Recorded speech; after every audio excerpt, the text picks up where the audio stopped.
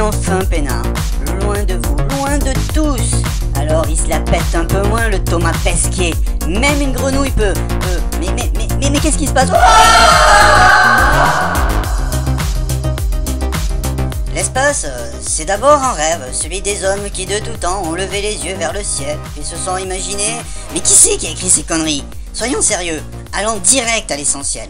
La course à l'espace a réellement commencé pendant la Seconde Guerre mondiale. Les nazis cherchent à développer des armes toujours plus destructrices, alors que la Royal Air Force inflige des pertes de plus en plus importantes à leur aviation, la Luftwaffe. Quelque part dans les terres marécageuses dépeuplées de Peenemünde, dans le nord de l'Allemagne, un certain Hermann Robert, puis Werner von Braun vont mettre au point des fusées capables de voler de façon autonome pour bombarder le Royaume-Uni. Les V1 puis les V2 deviendront les bêtes noires des Alliés. À la fin de la guerre, en 1945, l'esprit est à la grande alliance entre les vainqueurs, notamment entre les États-Unis et l'URSS. Mais cela ne va pas durer. Ces deux régimes que tout oppose se méfient chacun l'un de l'autre, surtout que depuis la fin de la guerre, un des deux dispose d'une arme absolue.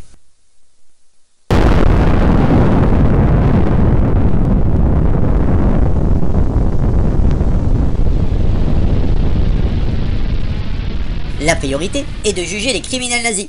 Mais il y a aussi une autre priorité pour exfiltrer dans les deux camps les plus brillants des cerveaux nazis. C'est comme cela que Werner von Braun, qui avait eu la bonne idée de ne pas trop se montrer en uniforme, va devenir un des fers de lance du programme spatial américain. Les soviétiques, les français ou les britanniques ne vont pas se faire prier pour récupérer eux aussi quelques-uns des scientifiques du Troisième Reich. La Grande Alliance ne durera pas et c'est très vite le début de la guerre froide. Un rideau de fer s'est abattu sur l'Europe. Si l'oncle Sam dispose de la supériorité nucléaire jusqu'en 1949, ce sont les Rouges qui vont faire le plus gros progrès en matière de lanceurs. Ces super missiles capables de frapper l'adversaire en son cœur de l'autre côté de la planète sont les mêmes outils qui potentiellement pourraient quitter l'atmosphère terrestre. Le programme spatial de l'Union soviétique est confié à Vladimir Korolev, qui fera évoluer la très sommaire technologie des V2 nazis vers le gigantesque lanceur R7. Non, pas R2, j'ai dit R7, non mais... Et le 4 octobre 1957, c'est un véritable coup de théâtre. Une petite sphère de 58 cm de diamètre pour 83 kg est placée en orbite. C'est Sputnik 1, le premier satellite artificiel de la Terre. Les Américains pourront entendre sur leur poste de radio le bip bip que l'engin lancera chaque fois qu'il passera au-dessus de leur tête. Ce fut un véritable traumatisme pour les Américains. Le New York Times comparera cet événement à un Pearl Harbor technologique. Les Russes, qui disposent de leur propre bombe atomique depuis 1949, pourraient désormais frapper les États-Unis quand bon leur semble. Et c'est pas fini, 3 mois plus tard, le 3 novembre 1957, le monde découvre que la patrie du communisme a réussi à envoyer un être vivant dans l'espace. Ce sera la chaîne Laika, censée être revenue sur le plancher des vaches. Bon, en fait, c'est une doublure qui jouera le rôle du chien de l'espace, car Laika, l'original, a cramé lors de son retour dans la capsule, où de toute façon elle avait été empoisonnée pour ne pas souffrir.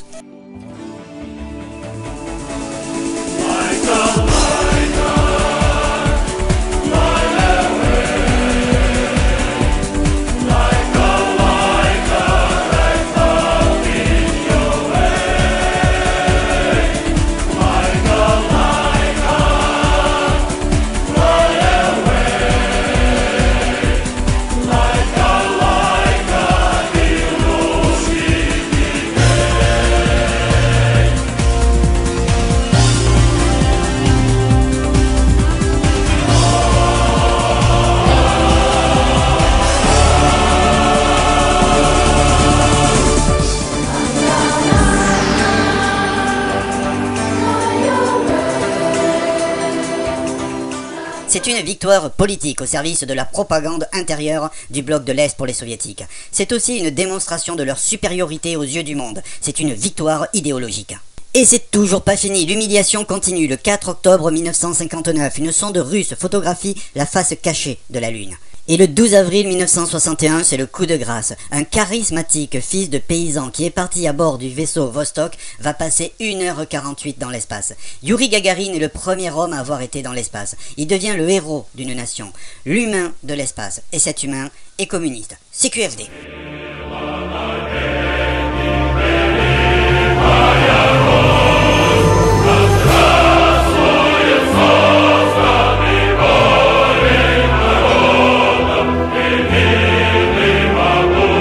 Sojusz.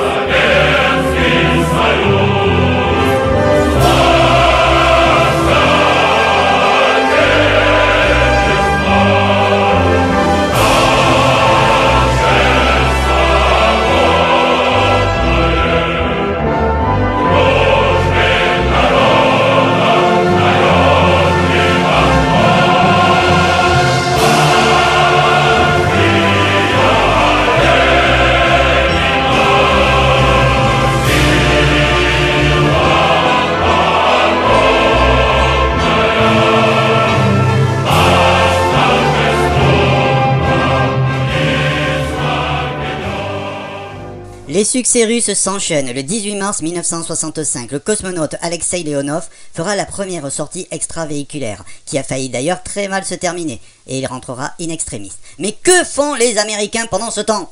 Voulant réagir à Sputnik, seulement 2 mois après les Russes, les Américains veulent montrer à l'humanité qu'ils ne sont pas à la traîne. Ils vont présenter aux yeux de la planète leur fusée, qui ressemble plus à un jouet en comparaison au R-7 soviétique. Le 6 décembre 1957, la fusée et son satellite décollent de 1 mètre et s'écrasent lamentablement devant les caméras. C'est une humiliation. Il faudra attendre le 1er février 1958 pour que Explorer 1 quitte notre planète. Alors certes, c'est un succès, mais il arrive assez tard. La défaite idéologique est totale. Il faut réagir. En 1958, on met en place une administration spatiale spécialisée, la NASA, qui mettra en œuvre le programme Mercury qui vise à envoyer un homme dans l'espace avant 1963.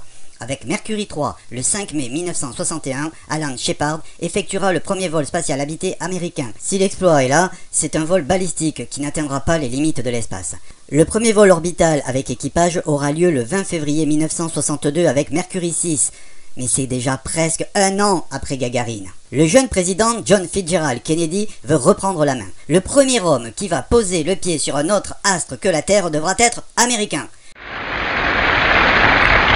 I therefore ask the Congress, above and beyond the increases I have earlier requested for space activities, to provide the funds which are needed to meet the following national goals. First, I believe that this nation should commit itself to achieving the goal, before this decade is out, of landing a man on the moon and returning him safely to the Earth. No single space project in this period will be more impressive to mankind or more important for the long-range exploration of space, and none will be so difficult or expensive to accomplish. Le projet Apollo succède à Mercury. Le budget de la NASA est multiplié par 5. Le programme Gemini va permettre de mettre au point les techniques de vol spatial et de faire des programmes de reconnaissance. Les programmes Surveyor et Ranger devront entre autres cartographier les zones d'atterrissage pour déterminer la consistance du sol lunaire. Mais la route est longue et semée d'embûches. Ainsi, la mission d'Apollo 1 tournera au désastre avant même d'avoir quitté le sol. Le commandant Virgil Gibson, le pilote en chef Edward White et Roger Chaffee furent brûlés vifs à l'intérieur de leur capsule.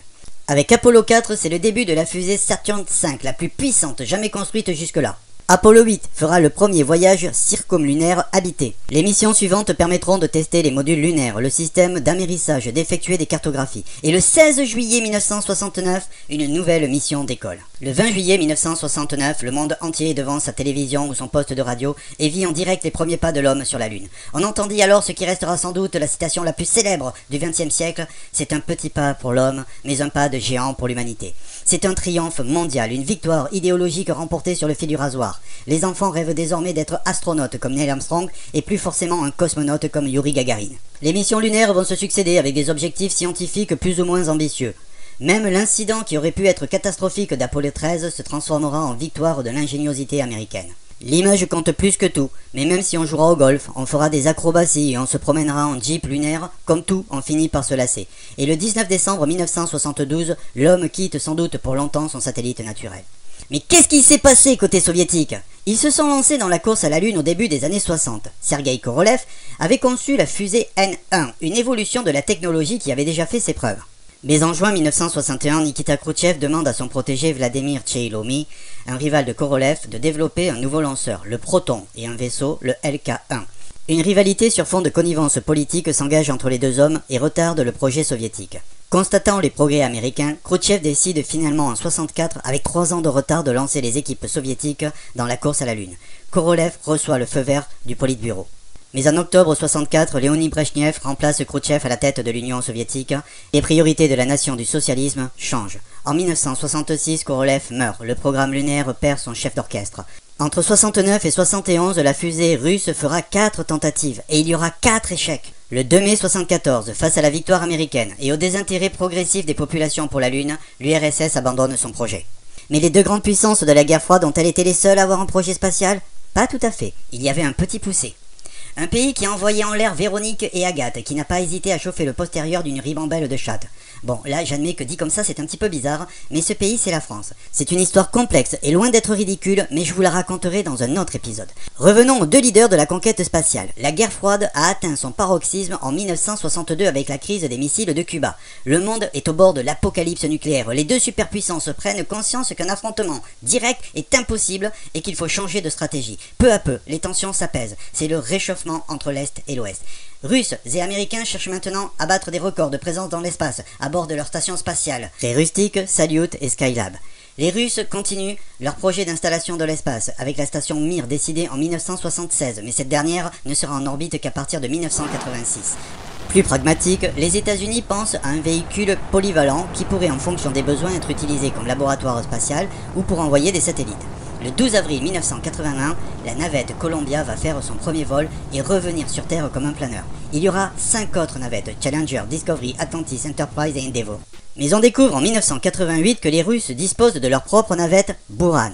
Si le projet soviétique a été lancé dans les années 70, l'étrange ressemblance avec le modèle américain laisse peu de doute sur le fait qu'il s'agisse de la même technologie. Mais que foutait James Bond, Jason Bourne ou OSS 117 ? Au States, les années 80 sont les années Reagan, porté au pouvoir avec son slogan « America is back ». Il mène une politique néolibérale et sa haine viscérale veut mettre à genoux le bloc de l'Est.